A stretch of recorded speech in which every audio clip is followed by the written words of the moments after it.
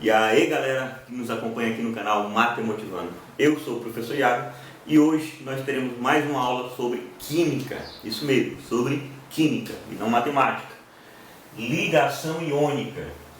Galera, para que você tenha um entendimento 100% sobre ligação iônica, é importantíssimo que você assista primeiramente a aula sobre íons, como nós já tínhamos estudado, né? Teve todo um contexto histórico em que eu falei de como surgiu essa ideia de átomo com Demócrito, Leucipo, lá na Grécia Antiga, e depois esse conceito, essa ideia de átomo foi sendo aprimorada, né? Por Dalton, por Thomson, Rutherford, e aí ganhou experimentos, né? Aí não foi mais apenas uma teoria, passou a ter um embasamento científico, né? Até porque estavam falando ali depois, pós-período da Revolução Científica, beleza?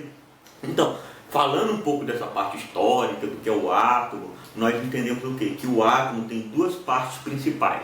A gente teve essa aula aqui no canal sobre estrutura atômica, não foi? Quais são essas duas partes que o átomo tem? O átomo tem um núcleo, não é isso? O átomo tem um núcleo e ele tem várias órbitas que são a eletrosfera, não é isso? Quais são as duas partes do átomo? O núcleo e a eletrosfera, beleza? Dentro desse átomo, nós temos três partículas principais. Existem outras partículas, mas para o nosso conhecimento no momento, dos alunos do nono ano, ensino médio, vamos trabalhar as três principais, que é a que nos importa para trabalhar o assunto de hoje. Então vamos lá. Que três partículas são essas? Próton, elétron, nêutron. Você também já deve ter aprendido, porque nós temos aula sobre isso aqui no canal, aonde é que fica cada uma delas. No núcleo, por exemplo, fica os prótons, que são carga positiva, e os nêutrons. Na eletrosfera, como o próprio nome já diz, eletrosfera, fica os elétrons. Isso aí. Pessoal, dessas três partículas, a mais importante, a mais dinâmica é os elétrons. Por isso que na ligação iônica você tem que entender essa dinâmica do elétron. Como assim a dinâmica do elétron? Vamos lá. Um átomo pode perder ou ganhar próton? Via de regra não. E nem nêutron. Mas o que é mais comum no átomo é ganhar ou perder elétron. O átomo ganha ou perde elétron. Ok? Um átomo, por exemplo, que perdeu o elétron, ele ficou positivo. A gente vai chamar ele de cátion, não é isso? Um átomo que perdeu o elétron, a gente vai chamar ele de cátion. Beleza? E o átomo que ganhou o elétron, a gente vai chamar de ânion. Ele ficou mais negativo, porque ele ganhou uma carga negativa. Tanto o cátion como o ânion, eles são os íons. Então, o íon é um átomo que ganhou ou perdeu elétron. Beleza? Tanto faz, ganhou ou perdeu, ele vai ser considerado um íon. Ligação iônica, galera, tem tudo a ver com íon. Ligação iônica. Os átomos, para que os átomos se ligam? Por que eles se ligam? Os átomos se unem, se ligam para conseguir 8 elétrons na última camada de valência. Ficou grego? Vou te explicar. Um átomo, galera, ele tem várias camadas. Alguns átomos têm muitas camadas, outros têm menos camadas. Está aqui o núcleo de um átomo, aqui estão as camadas, ou seja, as órbitas da eletrosfera. Nessas órbitas tem elétrons, mas cada órbita só suporta uma quantidade de elétrons. Eu não posso dizer, um átomo que tem 11 elétrons, eu vou colocar os 11 aqui. Não, existe uma regra para isso, beleza? Existe uma regra para isso. Então vamos lá. As camadas de um átomo, elas podem ser denominadas por letra do alfabeto. K, L, M, N, O, P, Q. A primeira órbita a gente vai chamar de K. Nela só pode ter 2 elétrons. Na segunda órbita, na segunda camada L, só pode ter 8 elétrons. Na terceira camada 18, na quarta camada 32, na quinta camada 32 também, na sexta camada 18, na sétima camada 8. Professor, quem foi que inventou isso? Galera, por meio de experimento, por meio de testes, né? foi instituído esses valores cientificamente. Ok? Professor, pode fugir dessa regra? Não vamos entrar nas exceções, né? Vamos trabalhar com a regra geral. Mas é claro que sempre existe exceções. Lembrando que a nossa aula de hoje é uma aula pro nono ano e primeiro ano do ensino médio. Então não vamos trabalhar exceções, porque não é aula para curso de química. Mas é claro que sim, existe exceções. Então olha só, galera, para um átomo ser estável, para um átomo estar de boa, ele tem que ter 8 elétrons na última camada dele. Por isso que um átomo se junta com o outro. Digamos, aqui tem um átomo, esse tem 7 elétrons na última camada, ele precisa de 8. Esse daqui tem 1, ele também precisa de 8. Eles se juntam para conseguir 8 elétrons na última camada. Nós vamos entender isso mais claramente aqui, beleza? Então assim, de forma simplificada, ligação iônica é isso. É a ligação de 2 átomos para conseguir elétron. Só que nessa ligação, alguém vai ter que doar elétron e o outro vai ter que receber. Por isso que viram íon, e a ligação é chamada de ligação iônica. Beleza? Olha só que eu coloquei aqui como observação.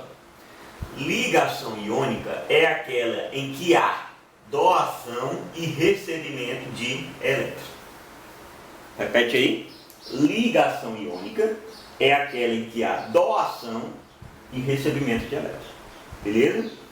Se você tem 2 átomos em que um doou e o outro recebeu automaticamente, obviamente, então essa ligação vai ser chamada de ligação iônica. Eu sei que você aí, o aluno, ele tem muitas dúvidas. Professor, existem outras ligações? Existem outras ligações. Nós estamos falando apenas de uma das ligações entre átomos, a iônica. Depois nós vamos falar sobre a covalente e também tem a metálica, beleza? Mas a iônica e a covalente são as principais. Galera, fechou o assunto? Não. Entenda uma coisa, a ligação iônica ela tem uma regra. Ela vai acontecer entre um metal e um ametal. Pega a sua tabela periódica, eu vou pegar a minha. Na tabela periódica, pessoal, o que você vai observar? Existem sim os metais. Pode ser que na sua tabela periódica já tenha uma cor para os metais. Observa lá na legenda que vem aqui embaixo. Tem a cor dos metais e tem os ametais. Se você pegar um metal e juntar com um ametal, a ligação vai ser uma ligação iônica. Olha só que dica maravilhosa. Vamos lá. Essas 2 colunas aqui, ó, essas 2 famílias que a gente chama, com exceção do hidrogênio, são metais. Essa daqui é a coluna dos metais alcalinos e aqui os metais alcalinos terrosos. É o nome de cada família. E aqui estão os ametais. Ok? Ametais. É claro, vamos tirar aqui, né, esse que está amarelo aqui, ó. Beleza? O alumínio está aqui, então esses daqui são os ametais. Se você pega, por exemplo, um sódio da vida e quer juntar com o oxigênio da vida, um metal com um ametal vai dar uma ligação iônica. Então entenda também essa dica aí. Então eu peguei aqui como exemplo, galera, o sódio. Você já sabe que o sódio tem 11 como número atômico, ou seja, ele tem 11 prótons, 11 elétrons. O cloro, o número atômico dele é 17. Você pode estar conferindo a tabela periódica para ganhar confiança e ver que está dando certinho o valor aqui. O cloro tem 17 elétrons ao total. O que é que muitos alunos se confundem? Para você descobrir quanto elétron tem aqui na última camada do sódio, você vai ter que seguir essa regra. Primeira camada só pode ter 2 elétrons. São 11, já foi 2. Na segunda camada só cabe 8. 2 com 8, 10. Falta quanto para 11? 1. Então esse 1 não pode vir aqui, ó. Professor, mas vai ficar só 1 aqui? Não era para ficar 18? Não. Aqui está dizendo que cabe até 18. Aqui suporta até 18. Mas pode ser menos. O máximo é 18. Então observa como é que ficou a distribuição eletrônica, né? De 11 elétrons, na primeira camada ficou só 2 elétrons. Está aqui o átomozinho do sódio, ó. Você que gosta do desenho. Está aqui o núcleo dele, né? Na primeira camada do sódio tem quantos elétrons? 2 elétrons, aqui, ó. Na segunda, 8. 1, 2, 3, 4, 5, 6, 7, 8. Na terceira, 1. Pode ficar só um? Pode. Não pode, é passado o limite. E o cloro? Vamos fazer do mesmo jeito. 2 na primeira camada, mais 8, 10. Para dar 17, a última vai ficar com 7. Olha só o desenho. 2 elétrons na primeira, 8 elétrons na segunda camada. 1, 2, 3, 4, 5, 6, 7, 8. E na terceira, 7 elétrons. Aonde é que eu quero chegar com esse desenho, com essa explicação toda? Fazendo a representação de Lewis, não sei se você já ouviu falar nesse termo, significa você colocar o símbolo do elemento químico com a quantidade de elétrons que tem na última camada, não é o total, na última camada. 1. E o cloro, Cl, tem quanto? 7. Então são 7 pontinhos. Quando o professor pedir para você fazer a ligação iônica, você vai representar por Lewis, se assim ele orientar, e você vai entender o seguinte: quem é que doa e quem é que recebe? O metal, galera, doa elétron. O ametal recebe. Como é que vai ficar? O sódio doa esse elétron para o cloro.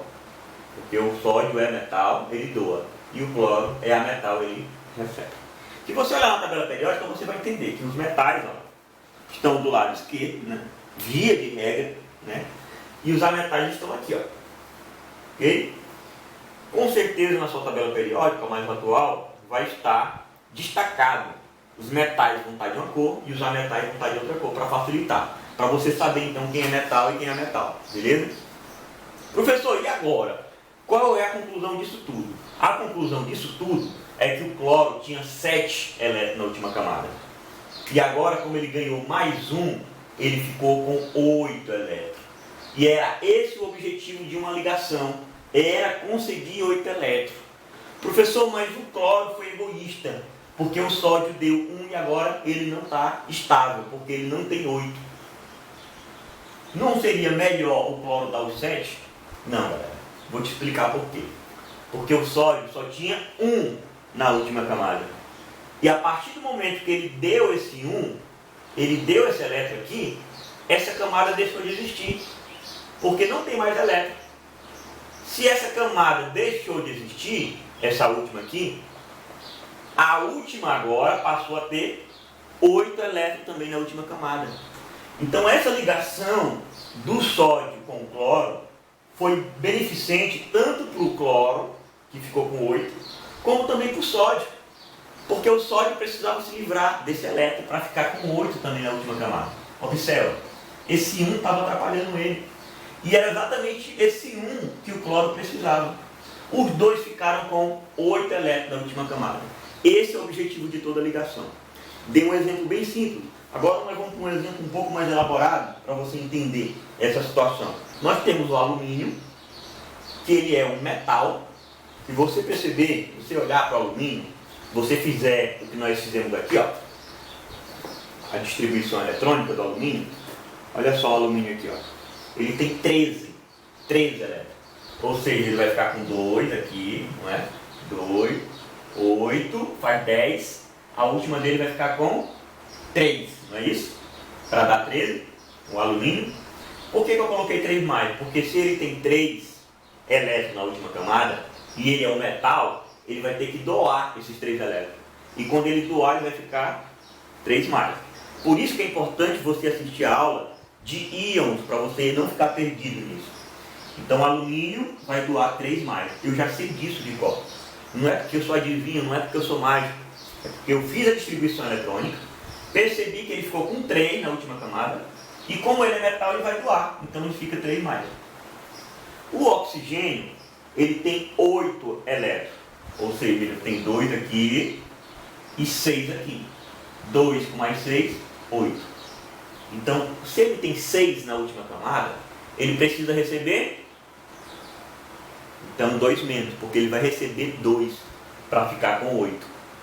E o alumínio vai ter que doar 3 para se livrar da última camada e ficar também com 8. Professor, e agora? O que é que eu faço? O que é que eu faço? Eu vou te ensinar agora uma coisinha que poderia servir também para cá, poderia não, serviria para cá, mas acontece em situações assim, ó. Você vai cruzar. E você vai cruzar. Como assim, professor? Esse 2 vem para cá. Esse 3 aqui, ó, vem para o oxigênio embaixo. Essa substância aqui é a substância que eu vou formar se eu ligar o alumínio com oxigênio. Ok? 2 alumínio com 3 oxigênio. Só vai dar certo se for assim. Por quê? Vamos imaginar. O alumínio, ele tem 3 elétrons para doar. Não é isso? Vamos colocar 2 alumínio. O oxigênio, ele tem 6, né? Ele tem 6. Ele precisa de 2. 1, 2, 3, 4, 5, 6.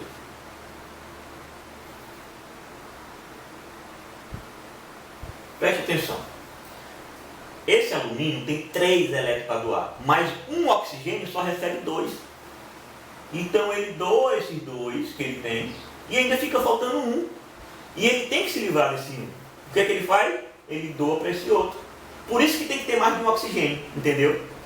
Aí olha só, esse ganhou 2, ficou com 8. Esse ganhou só 1. E agora, professor? Esse outro vem para cá. Ganhou 2, ficou com 8. E esses 2 que sobrou vem para cá. Por isso que não dava para juntar um alumínio só com um oxigênio. Não dava. Então você vai acrescentando à medida que tem necessidade de doar elétron e tem mais para receber aqui, ó, também. Por isso que a fórmula fica Al2O3. Porque são 2 alumínio para 3 oxigênio. Professor, e a fórmula aqui em cima? Aqui deu perfeito, galera, porque o sódio só tinha 1 para doar e o cloro só tinha 1 para receber. Ou em outras palavras, a gente poderia dizer que o sódio, que é da família 1A, ó, nós fizemos a distribuição dele aqui, ó. Aqui, eu apaguei, né? Ficou com 1 aqui. O sódio tem 1 na última camada, então ele teria que se livrar de 1. E o cloro só precisa de 1 para receber. Então, se você cruzar 1 com 1, não vai mudar nada, vai ficar só assim, ó, NaCl. Essa é a fórmula da ligação aqui, ó. Se eu ligar o sódio com o cloro. Que esse daqui é o nosso sal de cozinha. É a substância que compõe o sal de cozinha. Ok? Então, aqui 2 exemplos. Pausa, repita, assista mais videoaula. Essa videoaula ela é um complemento de outra, galera. E é interessante também que você acompanhe por um bom livro e faça exercício para entender completamente essa aula. Ficou alguma coisa em dúvida? Fala aí, repita a aula, ou então entre em contato comigo. Estamos aí com o objetivo de ajudar. Tem sugestão de aula também? Estou aberto para receber. Um forte abraço e até a próxima, galera.